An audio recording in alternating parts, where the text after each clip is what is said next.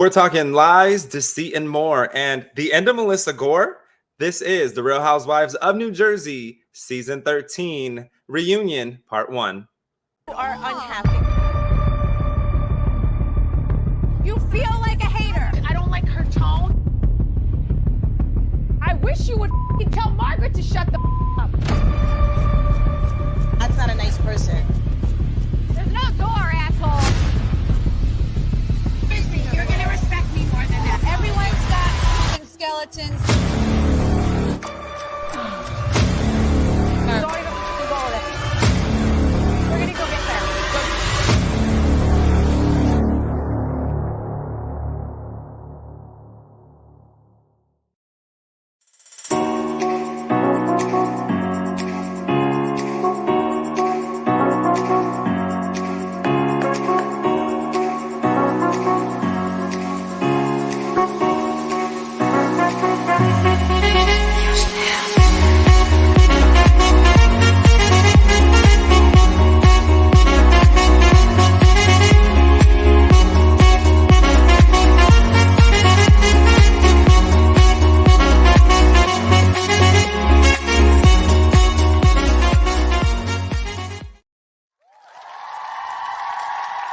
Hey, everybody. It is a cloudy day here in Southern California, but that's not going to stop us from bringing the heat on The Real Housewives of New Jersey, Season 13, Reunion, Part 1. But first, let me introduce you to my co-host with the most, Ronnie Jr. Hey, Ronnie. Welcome to the show.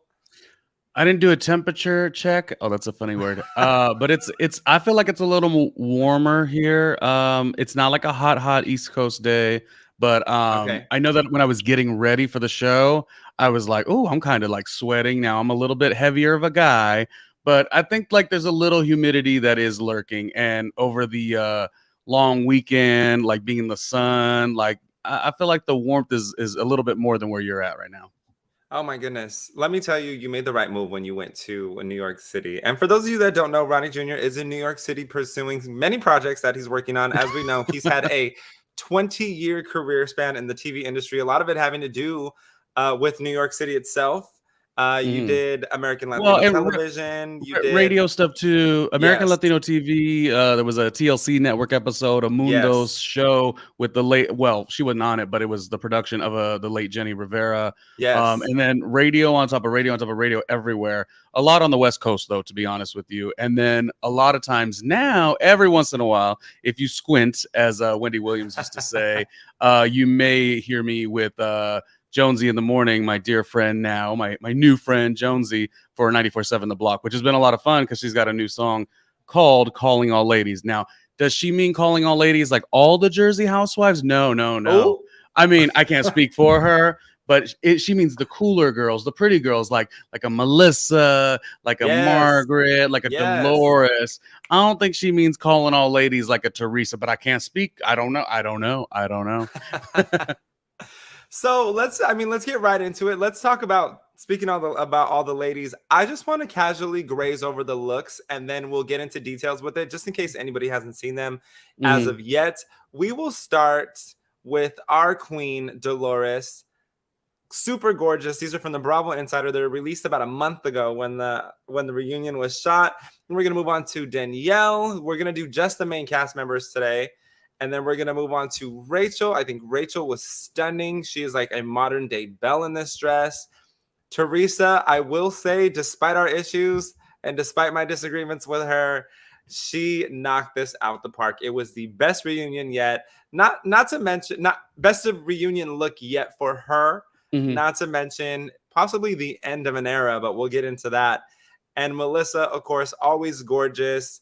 There was definitely, I feel, a hidden message with this look because there was a hood attached to it. So right off the bat, we're gonna get into it.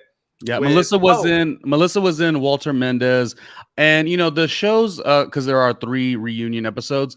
They are edited differently sometimes in each of the episodes, so they kind of do it in a way where if you're team this, team that, and it's not necessarily just for Jersey, but across all franchises, you get to get really excited about somebody. So if you were a Melissa Gorga fan, this was definitely your episode. And to me, one of the more regal experiences was she really was the last person to come out on set, which is usually a nod to how, how appreciated you are to the network and on the show and your value. But also in true J-Lo of Housewives fashion, I mean, she just worked the camera when she was walking up in the hood. And like I said, the designer is Walter Mendez, and all the cameras were behind her, and the, just the, I guess, the entourage. She just looked like the star that she is. And she's went through a season that's been like really challenging. We'll get to it, but I think she had a nice vibe, Russell. We know that we enjoy her, but I think she had a nice disposition about herself. Like, let me just go for broke, because what else can I do? You know what I mean? Yeah. Like, I've been in the face of a lot of stuff. Yes. I'm just going to give it up the best of my ability. And I really, of course, enjoyed her this episode.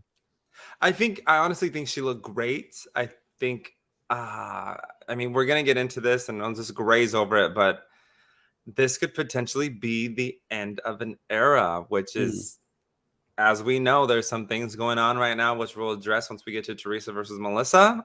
Those are going to be one of our segments today. But first, good. I want to say some stuff about that.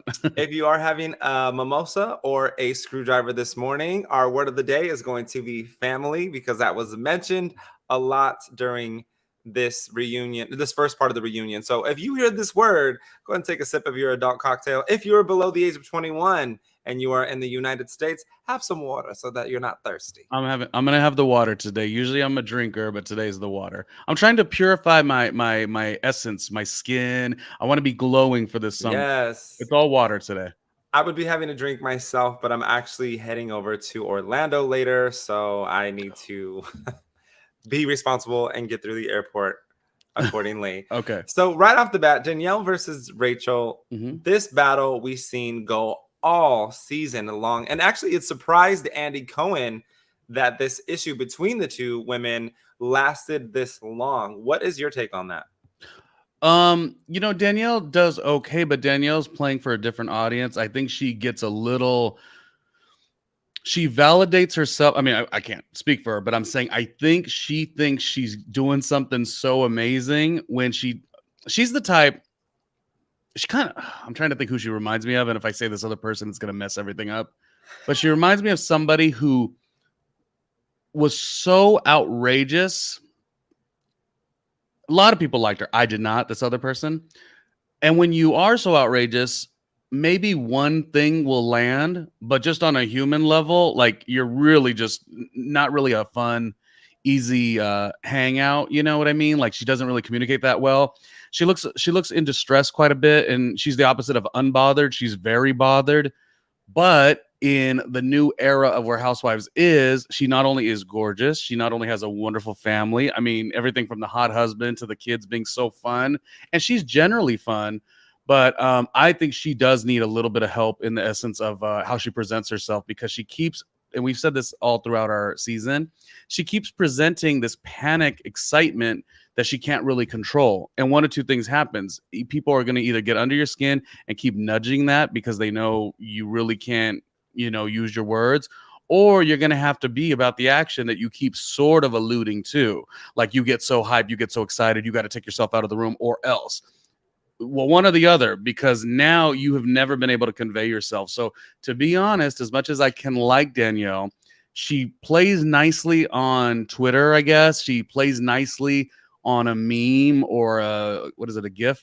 But that's because she takes so many shots and she's so asinine so much. But it doesn't mean she's consistently cool and fun on camera. But some of those things do play very well on Twitter.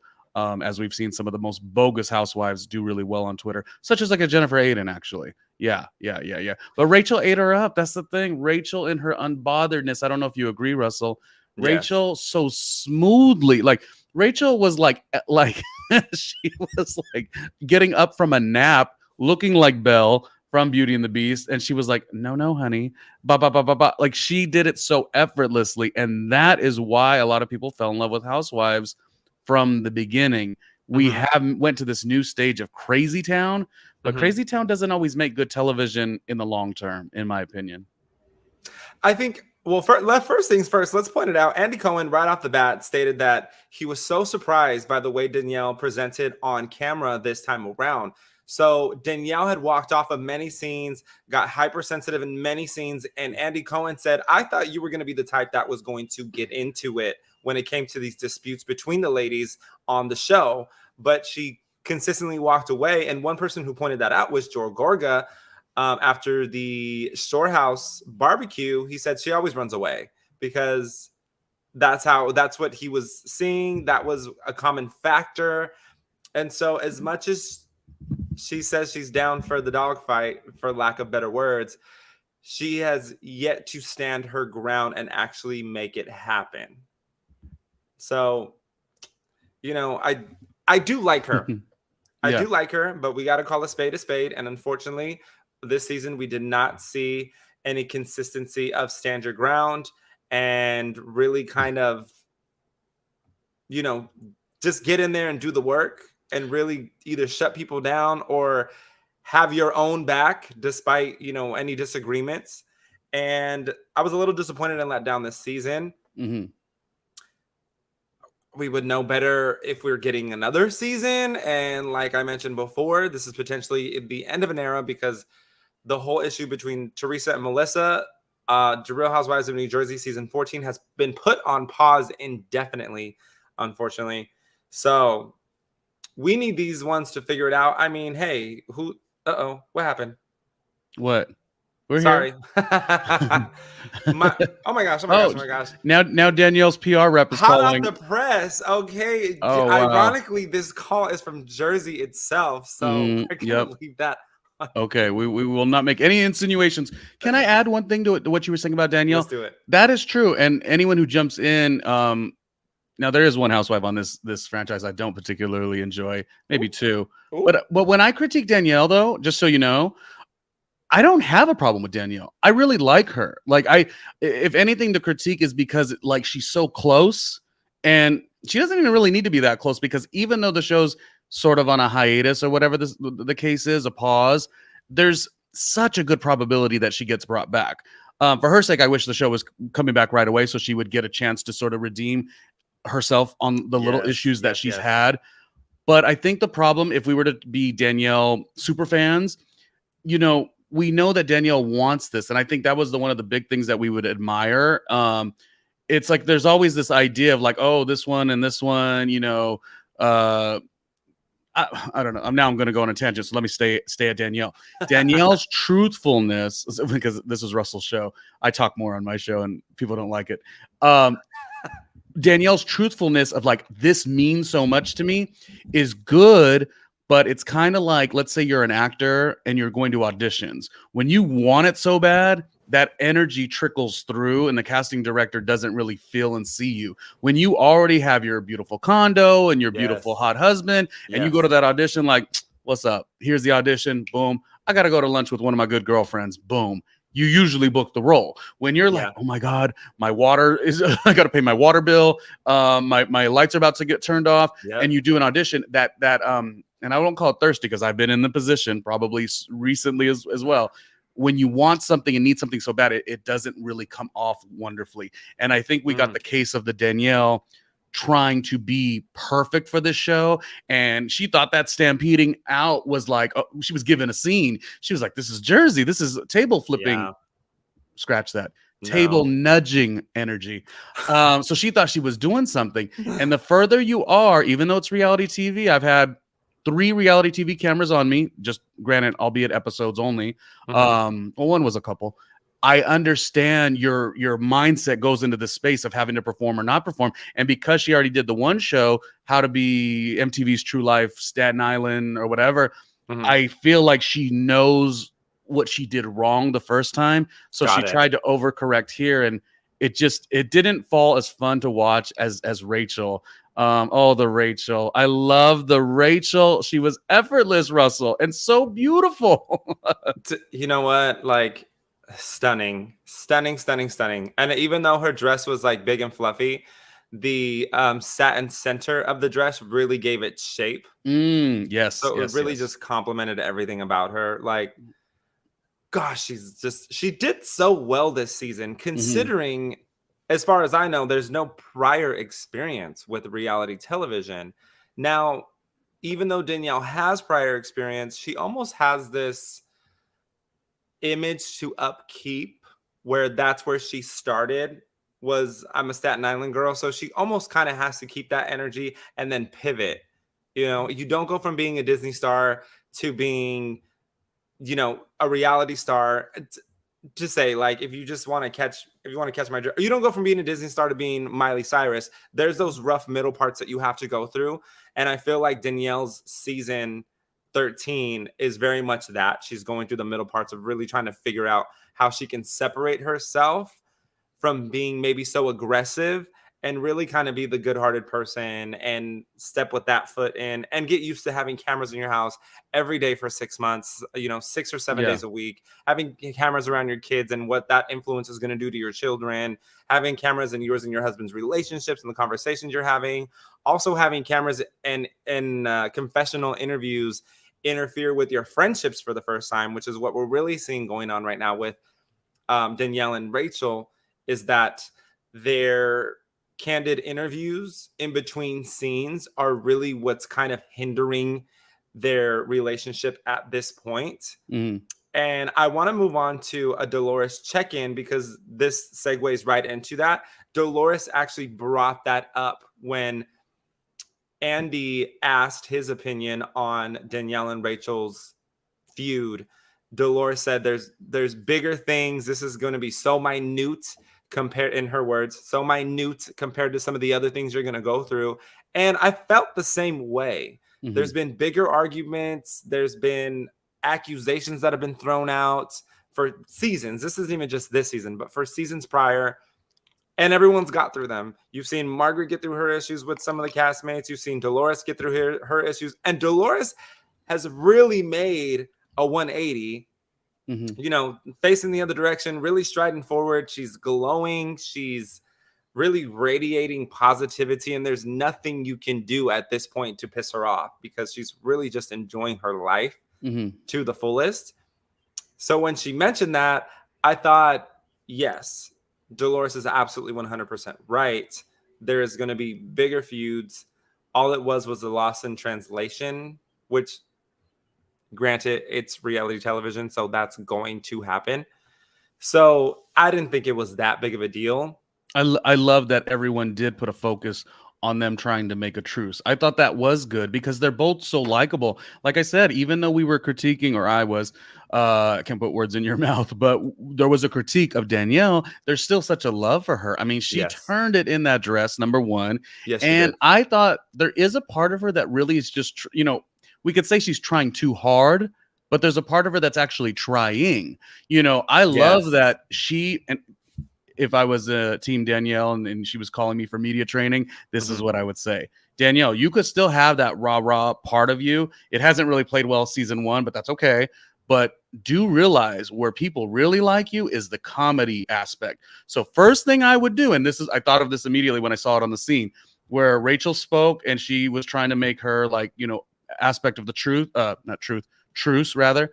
And then Danielle was about to talk. I don't know who led her to I don't know who led that conversation. It might have been Andy or Dolores, but either way, Danielle was this close to rah, rah, rah again. And somebody had to be like, well, wait, answer the question. Or I don't know what they said, but it was something that brought her down. Danielle, next season, comedically, you get you a fun life coach.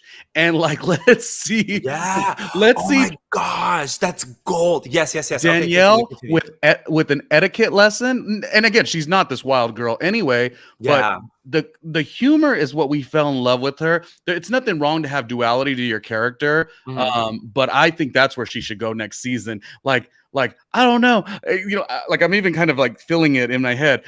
I don't know. I'm Danielle, I'm a Staten Island girl, but I live in Jersey and my husband's hot and sometimes I get crazy. I need to get an etiquette lesson. I feel like I could hear her saying all of that. Yeah.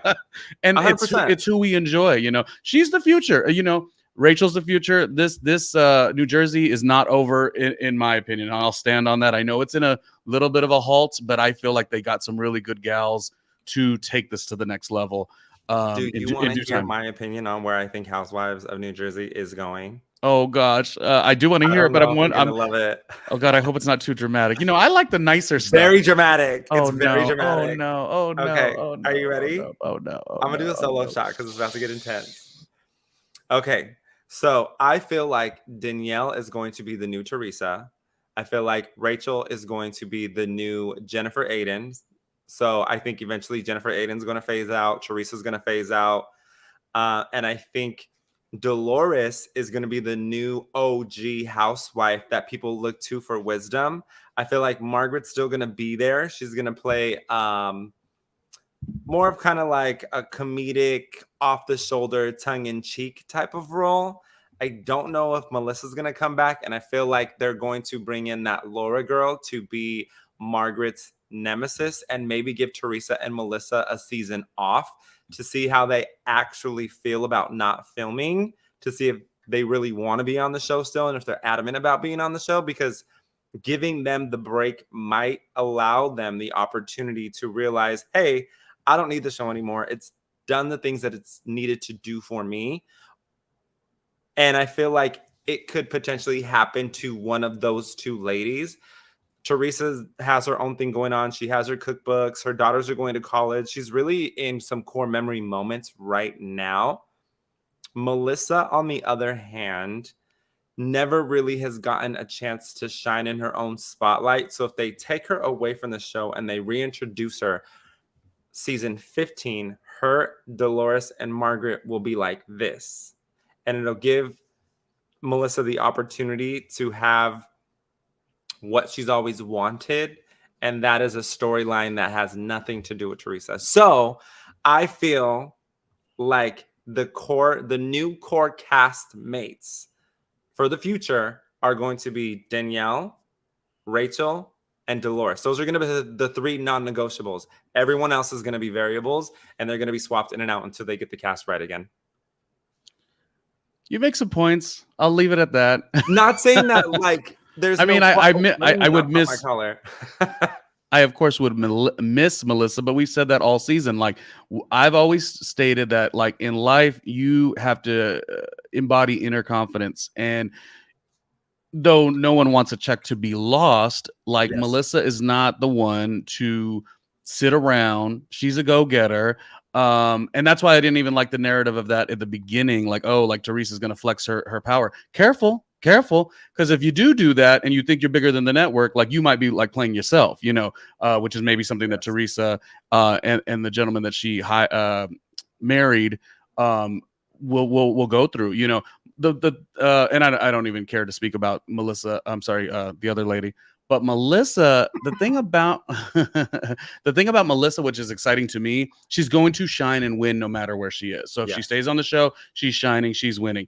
If she's off the show, she's shining and winning. I mean, we're already starting to see not only intentions and manifestations. She's talking about, like, oh, broadcast is maybe the next stage of her career. Her on display without her even trying, because there's a difference. She was going viral like the first couple of episodes, and not the clip that they showed today on the show. Yeah. That was more in context with what was being said or whatever. But she'd have guests, and everything that came off that On Display podcast just kept lighting fire. People enjoyed her. Then E brings her on to be a correspondent at the Met Gala. Yes. Do you say gala or gala? I think it's technically gala. Oh, okay. Well, anyways, she was gorgeous. Just be careful with this concept of, like, Melissa ain't nothing without the show. And it's a terrible example. I wish I had better examples, but there's been so many people that were on VH1's Love and Hip Hop that, like, sort of there was a insinuation of, like, the network would flex, like, oh, well, you ain't gonna really be anything without the show. Careful. Lots of people, once they're done with the show, they ascend to the highest of heights and are brought back on the show with a much better contract. So it's never about being so, oh my God, the network, oh my God. You are respectful, sure. Tons of respect. But you as a human, and these are the lessons Rissel and I have to talk about with our own career. Like, you have to every single day say, I am valuable, I am amazing, and I want to be in these opportunities. But if these things don't connect, I am not going to be sitting for too long. I'm out here. Like, I'm really built for this. And that's what I love about Melissa. She is the J-Lo of Housewives. And my last thing on that, I really don't care about the arguing anymore between Melissa and the other lady. But I think most importantly, I do want to make mention, because narratives have changed throughout the beginning to the end, where a lot of people are like, they were so quick to judge Melissa, like Teresa's kicking her off the show. And then now the show airs and Melissa kind of gathered this other lady quite a bit. Honey, you're not from Beverly Hills. Let's get some class and decorum. I know you don't like me, but let's try to have some composure. I think one thing people got to say, and I'm not doing, and I'll wrap it up. Sorry, Russell, I talk so much. No, you're totally fine. I'm not trying to say that I'm making a proclamation of either or. I would love Teresa is her name, and the guy she married. I'd love for them to stay on the show, and I would love Melissa and Joe to stay on the show. But what I am saying, don't wash off the concept of Melissa has no storyline without Teresa. What you've got to understand, the network would be making a gigantic decision to take off. Say you don't like Melissa and Joe. You've got to really think about that. So even if you're like, oh, Melissa, storyline, did she talk to Andy before, behind Teresa's back? Whatever you want to break down, because Russell recently, not super recently, but he had worked on a series on the Peacock streaming platform called Create the Escape. It's a wonderful show. It's the antithesis of the drama that we get on Housewives, but it's still in the NBC Universal family. He was a design expert. So Russell and myself, we both know our way around television, radio, et cetera, et cetera. And you will know that was fun. Look at that. Look at you, Russell. How was that? That was a good experience, yes? It was a good experience. Absolutely. I've made some lifelong friendships. I do have some mentors now. And as we know, anybody that's gone to school for television broadcast or media studies always is looking for mentors. So the fact that I was able to get them from that experience was a huge blessing. Matter of fact, Sue Side, who was the executive producer of Create the Escape, is actually wrapping up a project that she's working on currently in Washington. So kudos to her. She does have an Emmy under her belt. She's killing the game. And I'm actually working on my own project as of right now that I would love to bring Sue on if the opportunity presents itself. Right. Back to Housewives. Oh, yeah. And these are two totally different things. But what I was going to say, with the knowledge you have of television and with the knowledge I have of television, radio production, I was going to say that you do have to have a big mental factoring in all of these elements, that when they go to that whiteboard and start putting people's names on who's going to come back, who's not going to come back, to take away, because this is a business, to take away somebody as gigantic as Melissa and Joe. It's like you get the two of them by keeping them on the show. So I'm saying, when it comes to like your personal opinions, not you, Russell, but anybody, your personal, like, I'm a tree hugger.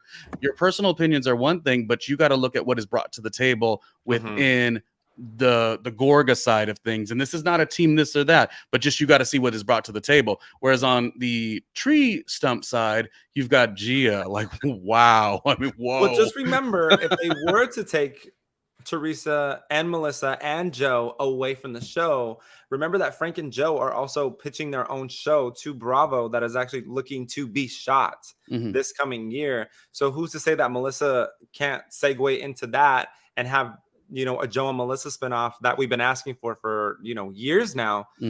As we've seen Candy Barres from the Real Housewives of Atlanta do. She's probably one of the most intelligent housewives, strategically making moves in her favor just in case Housewives was to go away. She's producing shows on Broadway. She's writing and producing music still and consistently. I feel like I would love to see Candy write Melissa a song and give her the opportunity that she did not get with On Display. I feel like On Display was a good song. It could have been better, producer wise. But that's neither here nor there. Everyone has to start from somewhere. Yeah. But she's also at a different magnitude now, so she can also contact different level of producers in the music industry. Anyways, but I'm saying, if they were to take her away, the show will be fine. Everyone is disposable, but everyone also has value. Let's just keep it there. Even the ones I don't like. But the most important housewife, and then you could get to the next topic. Who? Her name is Kim. All right. The most important housewife is Kim. Kim, keep it moving. That's what everyone needs to do. You cannot become a Jennifer Aiden where, was that cheesy? You can't become a Jennifer Aiden where your whole world revolves around the show, because you're willing to maybe do stuff that doesn't favor your family very well. Yeah. Like, this show is short term, relatively speaking, and compared to all that you do. So keep it moving. Never be held to the like, oh gosh, if I don't do this, the network's fine. You do like them, you have the respect for them. The show's going to go on with or without you, but hold your value. I really respect people who do that. And to me, Melissa is not saying let me go. She's not like saying that, but at the same time, she's like, if you do let me go, watch me work. And and Russell, that's what, I can't speak for you, but that's what we love about Melissa. She reminds, like, I can't say that I see myself in her by any means. I might see myself in Joe. Hey, jokey joke. Joe. I'm just a little hornball. I love me some Joe Gorga. Okay, side topic. Ooh. But you know what I'm saying? It's about value. Anyways, this is becoming too much of a kumbaya moment, but I just want all these ladies, even Teresa, value yourself. You know, like, don't just say namaste, be namaste. Moving on. Keep it moving, Kim. Keep it moving, but let's really talk about how, I mean, we can get into the meat and potatoes of Teresa and Melissa, and Teresa accusing Joe of not seeing her in prison but one time. Now, Teresa has been caught, and this was with the cold open. Teresa was caught in a lie during the first part of the reunion because Teresa actually did not allow for Joe to come visit her until it was going to benefit her. And that is on camera. And I will find that. And next episode, we will play that because I'm going to roll all of this back.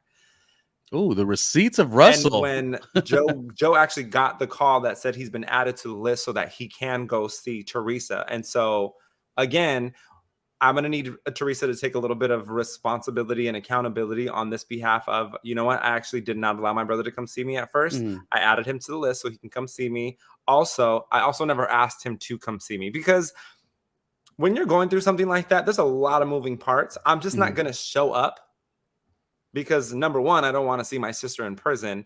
But number two, I don't know what you want my role to be. I need you to take the lead on this as the person who is doing time. As in, actually, I just want to get through this, and I don't want you to see me like this. I don't want my kids to see me like this. It's only 17 months. I can get this in, get this out, and we'll be on our way, and we'll just move on from this. Or you can be the person that's like, I'm so weak mentally, emotionally. I need you to come see me at least every 2 weeks. I need you to make the drive out here. You're my brother. You're my flesh and blood. I need you because you're the only thing that's going to help me get through this. So there's a lot of moving pieces to this, and I have yet to see Teresa state that that's what she wanted. And so there needs to be some accountability there as of sometimes people just want to respect your space because you're in this tough situation and they don't know their role or how you want them to play it. I think because I'm going to try my very best to be nicer towards the concept of Teresa and her viewpoint, but just what she says, so many of the viewpoints are just really out there. And but I feel like if I just say something catty, it gets lost in translation for a Teresa super fan, a tree stump. So I'm going to try not to do that. I'm going to try to really convey the message. And what I feel like is the hugest difference, and I was so glad that Melissa finally called this out. It's something we've sort of been saying for a long time. Teresa fans are different. And again, I'm trying to connect right here, Russell. I'm not trying. This is the moment where I'm trying to not be divisive. I'm trying to connect. But I think one thing that people, okay, let me get to this thought. As we say, and y'all could not like this, but you and I have worked in and around radio and television. So not just on the camera, we've also know the behind the scenes a lot of times too. So because of that, we see things completely different.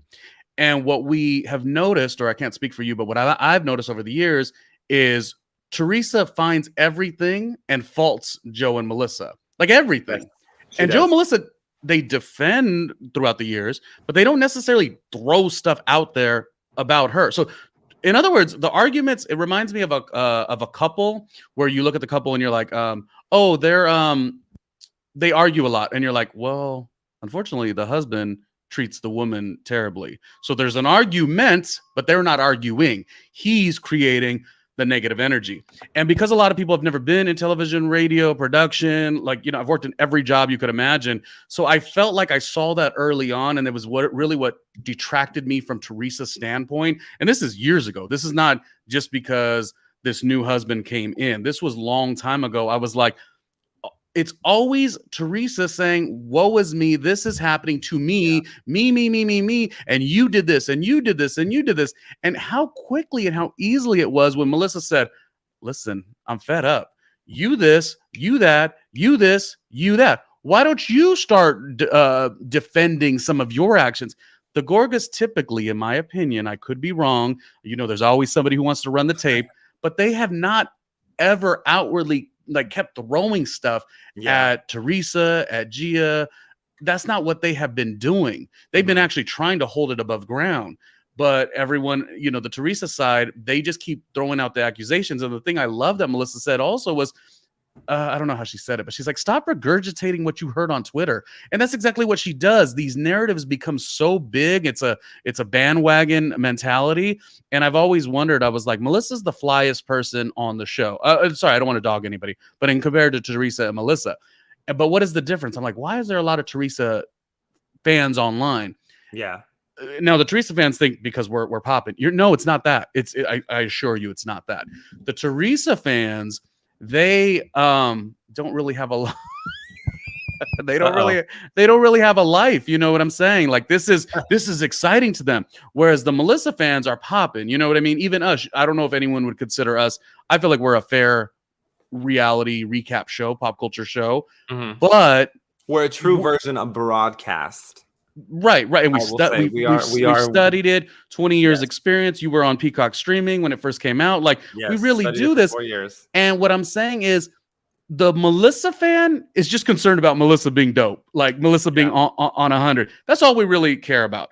The only times you sometimes make a shady comment to Teresa's side is because it's like, just knock it off. Like, excuse me, miss, they're not anything without me. It's sounding like you're not anything without them.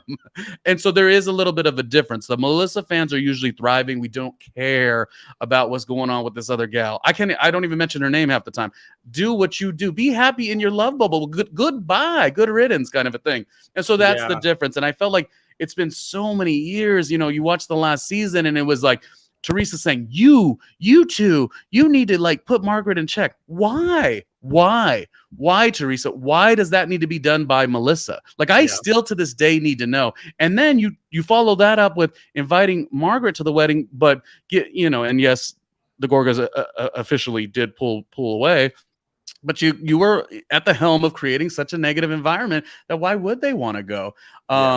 So I guess it's like what everyone says. We're just exhausted of this. But the biggest point that I'm going to make is stop getting too excited with what you see on the bandwagoning Twitter tree stands. We're living I don't know. Most Melissa fans are out there, going out. They're social. They're cute.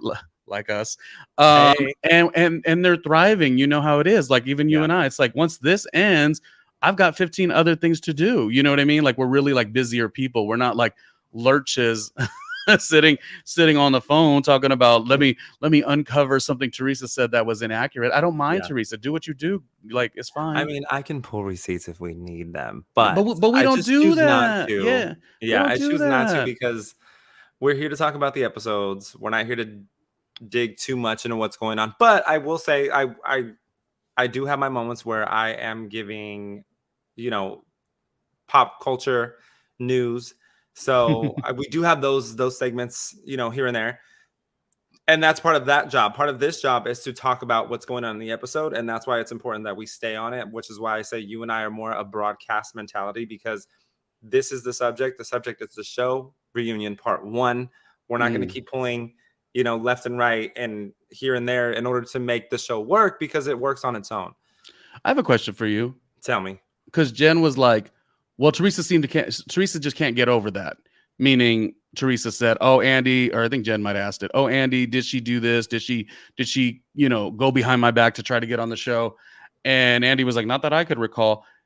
Do you, and it felt like Jen said, and when Jen says something about Teresa, I feel like it's very truthful because I feel like they talk for hours and days on end. So Jen says, oh, Teresa can't get over that.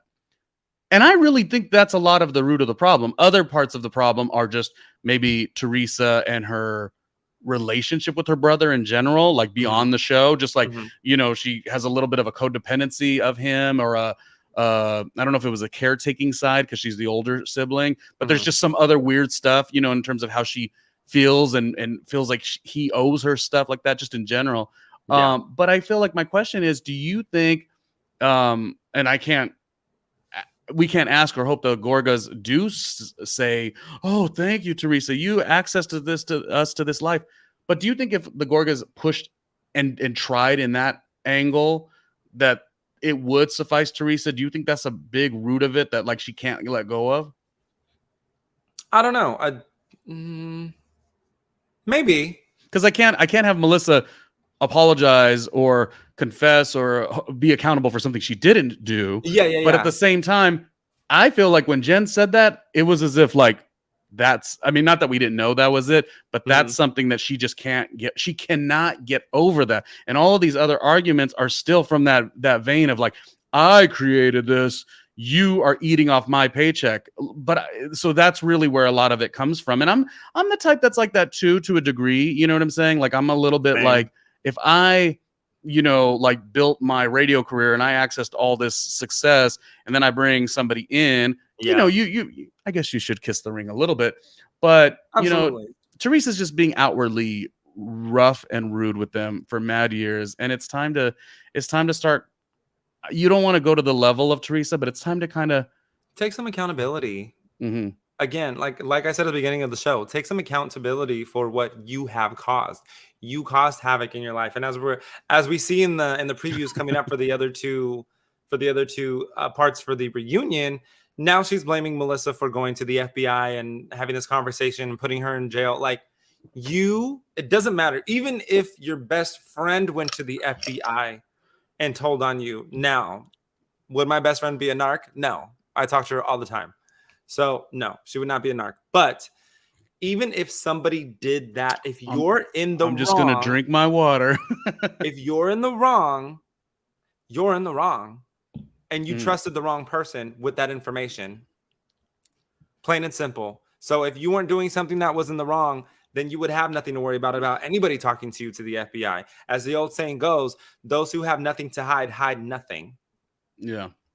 Now, hiding things because you don't want people in your business just because you don't like people in your business is a whole different story. And that's neither here nor there. Like, you might just, you hide things from your brothers and sisters, or you hide things from your mom and dad just because it's like, I don't need you all of my business. Like, you don't need to be going through, my photos on my phone. Like, not even because I have anything to hide, just because like, you might not understand it, and I don't want to explain it. If I was at a circuit party, I don't want to explain a circuit party to you because you're not going to understand. It has nothing to do with your lifestyle. It has nothing to do with me hiding it that I've gone, right?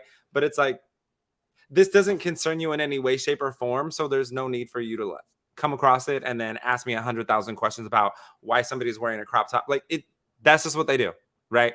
So again, those who have nothing hide, those who have nothing to hide nothing. Meaning like these big major things that are being released to the FBI. Like you obviously had something to hide, which is why you were hiding it. Yeah, I'm not going to comment too much on that just because it is a misfortune that she had to go through, by way of her ex-husband and stuff like that. So I still feel like there's a level of that is very frustrating, very tumultuous, for the entire family and stuff like that. But coming off of that, Hold on, wait a minute. I will say, and this isn't even a disagreement with you, I will say, if you can be in a good place with the person who puts you behind bars and you can answer his phone and hand the phone over to Andy for them to have a candid conversation at the opening of the reunion, there is no reason that you cannot have a relationship with your brother's wife. Plain and simple. It is not that difficult if you can forgive someone. And I mean, there is so much that Teresa was resentful for Joe Giudice about. The fact that she took away time from her parents and now her parents are no longer with us. The fact that she missed milestone moments in her daughters' lives. If you can forgive that person for this, why are you holding such a big grudge towards your brother and his wife over petty BS that has nothing to do with you? Like, if you cause your own havoc, you can't be mad at anybody but yourself. And that's really what it comes down to in this whole situation. And that's all I'm saying is own your stuff, own your truth. As long as your heart's in a good place, you're not going to get canceled. People aren't going to hate you, and everything will figure itself out. You know, as much as she doesn't have an accountability issue, she also has a blaming her brother and Melissa issue. Yeah. And that is quite interesting. Now, because again, I feel like we are really trying to. It's hard because we're trying to see the other sides of things, but also, I mean, 1 out of 10. I mean, her performance, not Melissa, but the other gal, it was like a 1. Like she was beautiful. And she smiled. Okay, she was a 2 out of 10. Yeah. She just failed miserably on this episode, and that's just a fact. But it's like, okay, we could blame people, or sorry, we could talk about like, oh, why it's not connecting. You're not taking accountability. That's one issue, but it's also that constant state of blaming not just Joe and Melissa, but others. Everything is everyone else's problem. It should never have gotten bad when Margaret simply was saying, out of the love for you, and I don't know how deep all of it goes. Maybe there was deeper stuff. I don't spend my time going through all the TikTok stuff. I don't. Me personally, I don't. I've got a life. I will not. But what I'm saying is that last season when Margaret simply asked a question about like, oh, should we be so comfortable and open with this person that you're kind of in a love bubble with? I just have some questions. And then it turns Tree into being so defensive and blaming and how dare you, Margaret, and how dare you, Melissa, not checking your friend. Like, she has, instead of just having an accountability problem, she has a blaming everyone else problem. Yes. And the biggest thing about this whole thing is when you are a family member, it's a very difficult situation, because if I see, you and I have talked about this on past episodes, so we are, if anything, consistent. If I see my sister, who I adore, and she's getting involved with a guy that doesn't feel really comfortable, that's one thing. I have to, as a brother, she's a smart lady, a 32-year-old. I got to like let my sister do what she does. Mm-hmm. However, if I simply ask a couple questions and that becomes like, the person starts seeing red because you ask a couple questions, that means there's something, and that's at the beginning of the relationship. Yeah. Let's not talk about what this relationship looks like in 3 years when the gentleman that Teresa's with, when he really starts shifting her mind and stuff like that. And I got to say one thing. I don't want to be one of those YouTube podcast type people who are like, that was a setup. Oh God. Speaking of setup, actually, I love a good setup. Good. Speaking of setup, let's segue into Louis and Alexia from the Real Housewives of Miami. I know you don't want to talk much about it, and we're going to wrap here in about 3 minutes anyways. Okay. So, which I don't want to talk much about this either. Like, we already had this conversation. We don't really like talking about Voldemort in general. Okay. Wow. But what I felt about this is that this definitely painted the picture of being an opportunist for me. If you're reaching out to anybody on Housewives, and the girls on the show said this, including Margaret, Alexia. So again, what I was saying, Louis wanted to go on a date with Alexia via introduction between Melissa and Joe. Okay. So like, let's just do that because he wanted to get on the show. Allegedly, Louis reached out to Joe so that they can get on the show again, despite Teresa saying that Louis did not want to be on the show. So we have two elements. We have 2 for 1, right? So we have 2 things in the corner of Louis wanted to be on the show. So that's, that's starting to add up. And we have 1, which is Teresa saying he doesn't want to be on the show. So you have 2 against 1. And if you cross cancel the odds, you have 1 that's remaining. So you have to disprove that one now. Now, what I really wanted to talk about in this is that, did Teresa break girl code? Because as we've seen on Teresa's Instagram, Alexia and her are good friends, and they fly out to New York and they do things in New York together. Did Teresa break girl code by pursuing this relationship with Louis, despite him originally wanting to go after Alexia? Well, I don't think Teresa knew that, first of all. Did she claim that she knew that? She already knew that? I don't know if she I would have think I known think that, but well, I and see, feel like that conversation would have come about one point with how close her and Alexia are. I love Alexia. I know people ride on her on Housewives of Miami, but Larsa, Marisol, Alexia, I enjoy them all in a way that I've never been able to ever enjoy Teresa. Uh-huh.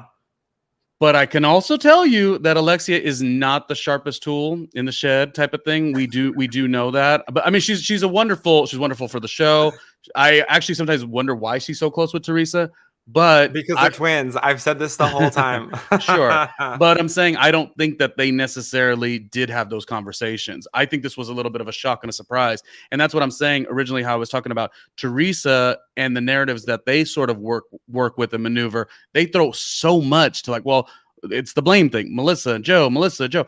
It's funny that for the first time, it feels like, I mean, I don't want to say first, but one of the first times, it's like Melissa saying, well, by the way, let's really talk about it. He tried it with Alexia, boom and boom. You want to act like he didn't want to be on the show. He knew who you were before the show, boom and boom. Oh, and he told Joe, let's go fly out there to be on the show. So this is what never happens. This is why tree stumps are so weird to me. And they probably think Melissa fans are weird as well. It's fine. Okay. But like, they are not seeing the big picture, and you and I are, because we've worked in television, and also we've propped up ourselves as like actual talent, so we know exactly what's going on. We see the phony so quickly and so easily, whereas the tree people, they just have been taking one little narrative. It was nice to see Melissa say, well, let's talk about a couple of things before we talk about opportunists, this, and this. Yeah. You know, you're eating off me. He didn't even want to eat off you. You were a second choice, honey. Like, that's what's the crazy thing. And Melissa doesn't need to be spicy, huh? I didn't read it that way. I mean, that's what it is, but I missed that one. You can call me Alexia on that moment. No, I hope I'm not putting extras on it, because again, I'm trying to see. It all makes sense. And here's what I encourage, and I'll say it again. Usually people don't really listen anyways. I am trying so hard to encourage the opposite sides, so long as it's not like this crazy, like, you know, just look at you and your double chin, dummy. Like, as long as it ain't stuff that has no merit. Because by the way, I think I'm gorgeous. But what I'm saying is, if you can give me other sides, I'm totally down to try to understand the Teresa side. What I'm simply doing here is knowing that I love what Melissa and Joe are giving on this show, and I'm presenting new points that have never really been seen, because Melissa has never really done this, because she wanted to keep the integrity of the family for the most part. Yeah. And she wanted to it's kind of, and I know we have all went through this, Russell, and I know we're wrapping right now. We have all had that family member or that lover or that friend where one party has to do more work to keep it from going nuts. And we have to admit that Teresa creates the space of it could go nuts unless the other side really, really, really, I don't want to say walks on eggshells, but there's an element of that. And this episode felt like, you know, our unbothered queen, Melissa, said, I got some comments. I'm going to give them to you. By the way, you're no Beverly Hills. And let's keep it classy. And it felt really, really good. Yeah. Teresa is not no Beverly Hills. So she's not even Santa Fe Springs. She's not even well, she might be Bakersfield. Yes. And anyone in the California area knows Bakersfield, you know, we're coming for you. Yes. But I think all in all, I want to see, anybody in the comments, I want to see what your take on this first part of the reunion is, so that we can address them in the second part, because there's so many things that, like what you mentioned, like I missed. I was like, oh. And also going back to the whole situation of Teresa dating and the girl code thing, let's just play devil's advocate for a second and pretend that Teresa did not know. Okay. If Joe and Melissa are out to get Teresa, why would they let the relationship continue on, knowing that Louis wanted Joe and Melissa to introduce him to Alexia, number one. Number two, when you're dating someone, you're supposed to know them thoroughly. So why would you not also know their dating history, their interests, who their circle of people are? Why would you also not know that?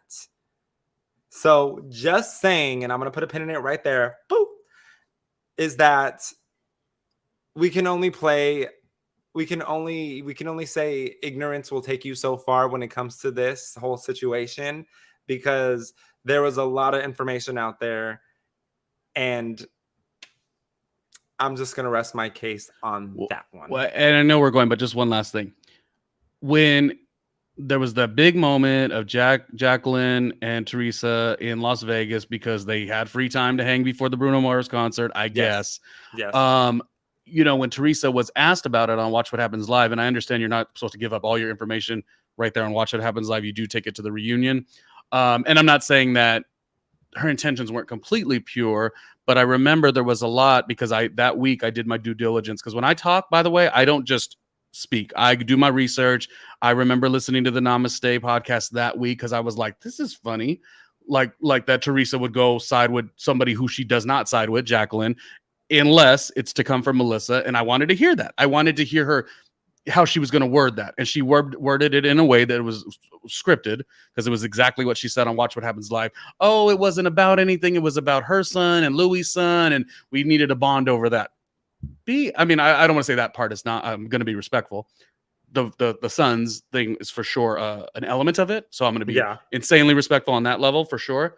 But you got to be honest. That's not what that meeting was. That meeting was going to find somebody who despises Melissa, let this person who's been out of the orbit, and I'm not even knocking Jacqueline per se, and taking the information that you feel could flip and spin a story and then use it to your advantage. And I got to say, even to your friends, it fell flat. Even Jen and Danielle were like, not that much like, yeah, girl, you got her. It seemed tacky. And you know what it also seemed like? If I was a friend of somebody who could do something like that, it's like they can do it to me too. You know what I mean? Like they could throw me to the wolves, grab me back, use this information against me. I know we're wrapping, but Russell and I have said consistently that the way you talk about people in front of your people is so valuable. Russell and I have never, we may have shitted on a couple people simultaneously, like, oh, that cornball. But we have never, Russell has never, and I have never come to him and say, oh, this person, da da da da. Because what that does, even though we're really good friends, it allows Russell's mind or my mind to say, well, damn, what's he saying behind my back? You know, and we don't have that because we have a common respect where it's like, you know, you take your information and you go handle that. But when you start taking it to others, and I know that's not exactly what this situation is, but it's definitely the cousin of that. I don't know. Maybe next episode will be a little bit more favorable towards Teresa and less to Melissa, but our girl was eating and she was the queen of the show and she looked beautiful in Walter Mendez. And I can't wait to see Joe Gorga's fine ass next week too. And I will say, just to defend us, yes, we very much do exactly what you were saying. But also, if we don't play with somebody, we don't mess with somebody, we will be straight up about it. I will tell Ronnie, if Ronnie mentions someone like I'll mess with them like that. I don't even talk to them. Right? And you would boom, it's done. Yeah. Because we don't drag it out. We don't drag out things that don't need to be drug out. It just, Teresa, I hate to say it, it looked really bad. It was like, and she was like, and she looked beautiful. Oh my God. Kudos. Teresa looked gorgeous. Yes, she did. The bob was fantastic. Yeah. And she's in her love bubble, I suppose. Yeah. But it didn't make you look like what you thought it made you look like, because the big credible information was coming from somebody that you have dismissed and diminished. That would be like Melissa being off the show and elevating, because we know she's going to elevate to the highest level. Yeah. And then later on, after 10 years of shitting on her, all of a sudden, like using that when she's arguing with Jennifer Aiden in 10 years and saying, well, I talked to Melissa and Melissa said you said this. It's like, what? Yeah. You can't get credible information from somebody that you have not been able to be that comfortable with and don't even trust, by the way. Yep. I'm done, Russell. I am done. I'm like Andy. I'm like, let him finish. Well, look, if you want to hear more of this, go back to the other episodes and tell us what you think and how we got to our conclusions of what we got to today. Make sure you head over to randomlyronniejr.com, or you can head over to Randomly Ronnie Jr. on Instagram. You can hit me up on Russell X Raymond on Instagram or all over the internet. Or if you just want to find all my socials, just go to russellraysilva.com. Until then, we are going to look and look forward to the future of Housewives. We're going to hope that by the 3rd episode of the reunion that we're going to get some news on when they're going to start shooting for season 14. Until then, I'm Russell Ray, and this is my co-host with the most, Randomly Ronnie Jr., and we will see you here next Wednesday.